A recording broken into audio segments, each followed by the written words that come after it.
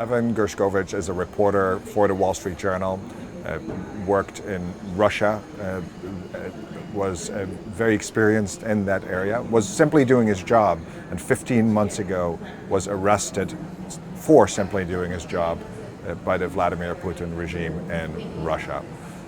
He was detained, falsely accused, and is headed for a sham trial.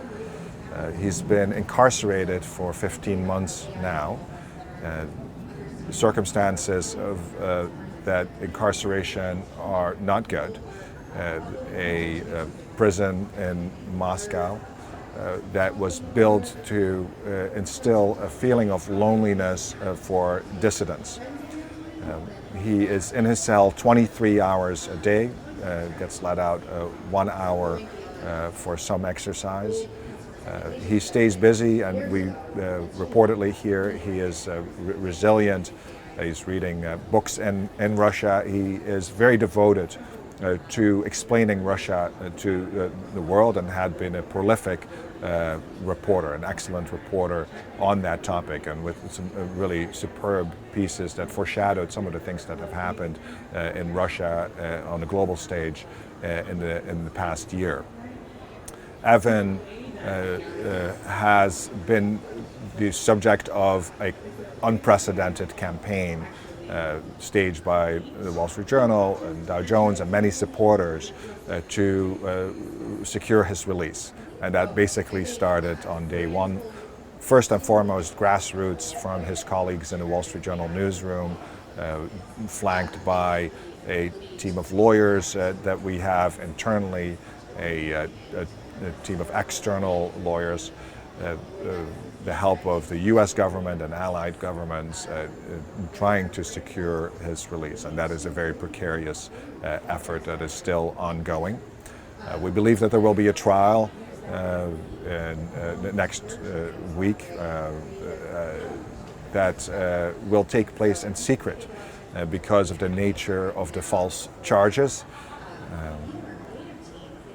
Historically, trials like that have ended in a conviction, and so that seems likely if the trial actually takes place. So we're doing what we can through diplomacy, and that is seen out there, but also unseen, quiet diplomacy that's happening all over the world. We're working with governments, with the US government, but also with others.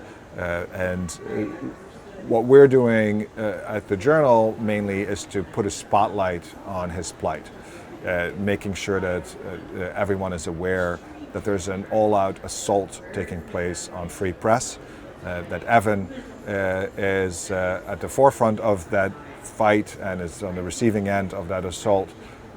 But also that there are many Evans, that this is not happening in isolation, that even in Russia, since that has happened and since we put a spotlight on it, many other journalists have been detained. Overall, we're seeing around the world a lot of pressure on free press, and that is very disconcerting. So what can people in the advertising and media industry who are watching this video do to help Evan? Well, news and advertising are, of course, interlinked and intertwined, and have been historically. News is reliant on advertising for its part of its business model. Advertising, I suppose, reliant in part on the audience that news brings. But in some way, both industries are focused on securing people's attention. And I think the advertising industry, if it cares about the viability of news, which I know it does, could put a spotlight on Evan and could help put a spotlight on Evan and on the broader situation of an assault on free press. I think we would all benefit from that, because without free press there's really no free society, and we're all deeply invested in that. And so the more people are aware of the direct consequences or indirect consequences for their personal lives and their personal freedoms, I think the better it will be for everyone.